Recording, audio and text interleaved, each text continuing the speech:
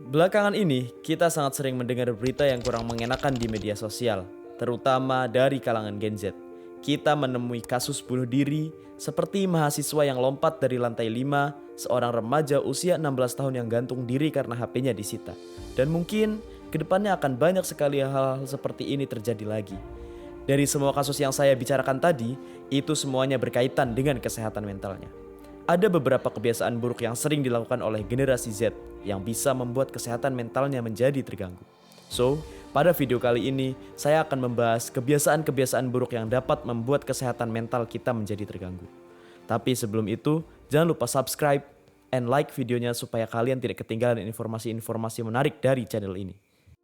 Beberapa pihak kesehatan melakukan penelitian terhadap kesehatan mental yang dialami oleh kebanyakan anak-anak muda sekarang atau yang lebih kita kenal dengan Gen Z.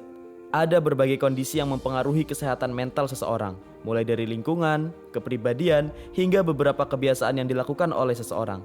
Nah, udah jelas kan? Jadi, gue sekarang bakal bahas beberapa kebiasaan yang paling sering dilakukan oleh generasi sekarang yang dapat mengganggu kesehatan mental. Kebiasaan yang pertama yaitu kurang tidur atau begadang. Kayaknya ini paling sering dilakukan oleh generasi sekarang atau yang sering kita sebut Gen Z. Kebiasaan kurang tidur atau begadang biasa dilakukan oleh generasi sekarang, seperti begadang main game semalaman, teleponan dengan teman, doi, atau yang sekarang sering kita sebut dengan sleep call atau apalah. Kebiasaan kurang tidur ini diteliti oleh Harvard Medical School. Memiliki kebiasaan kurang tidur berkaitan dengan kesehatan mental seseorang. Kurang tidur tidak hanya mengganggu kesehatan fisik, tapi juga dapat mengalami gangguan kesehatan mental. Ada beberapa gangguan mental yang mungkin dialami oleh seseorang yang mengalami kurang tidur, seperti depresi, gangguan bipolar, dan gangguan kecemasan.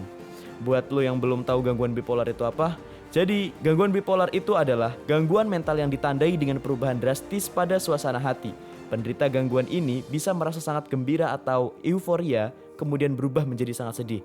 Kayak misalkan kalian lagi ngobrol sama teman-teman yang tadinya ketawa-ketawa kencang hahi lalu tiba-tiba di suatu masa kalian tiba-tiba menjadi sangat sedih. Ya, itu seperti itulah gangguan bipolar. Kebiasaan yang kedua adalah menunda makan. Udah kurang tidur, makan malah ditunda-tunda pula. Lengkap banget buat mengganggu kesehatan mental. Oke, menunda-menunda makan juga menjadi salah satu penyebab kesehatan mental terganggu karena nutrisi dan kebutuhan gizi yang tidak terpenuhi dengan baik. Oleh karena itu, biasanya orang yang sering menunda-nunda makan terkesan memiliki emosi yang tidak stabil. Nah, maka dari itu, hindari kebiasaan menunda makan agar nutrisi dan gizi yang dibutuhkan oleh tubuh terpenuhi dengan baik. Dari penelitian yang dilakukan oleh Mental Health Foundation, kekurangan nutrisi menyebabkan gangguan kesehatan mental. Jadi, jangan lupa untuk selalu penuhi kebutuhan nutrisi dan gizi yang dibutuhkan oleh tubuhmu, agar kesehatan fisik dan mental selalu terjaga dengan baik. Kebiasaan yang terakhir dan yang paling sering dilakukan oleh generasi sekarang yaitu malas bergerak.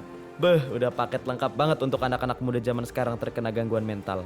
Udah kurang tidur, rebahan mulu, plus gak mau makan karena alasan gak mood. Selain dua kebiasaan di atas yang dapat mengganggu kesehatan mental, kebiasaan malas bergerak ternyata dapat meningkatkan risiko gangguan kesehatan fisik dan juga mental. Kok bisa? Bisa.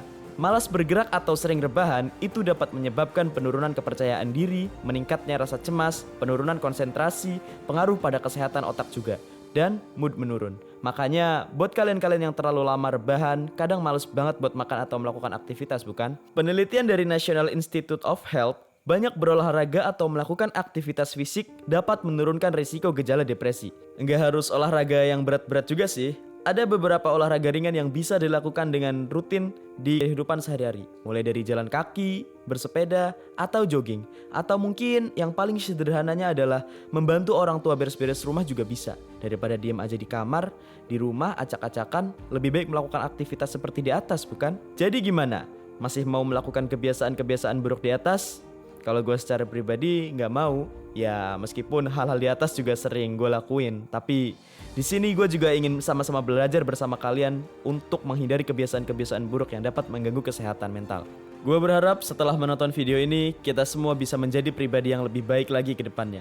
Meskipun kita seringkali menghadapi masalah yang tidak sederhana untuk diselesaikan. Gue Bima Jegek, see you on the next video, dan jangan lupa subscribe channel ini agar kalian tidak ketinggalan informasi-informasi menarik dari kami.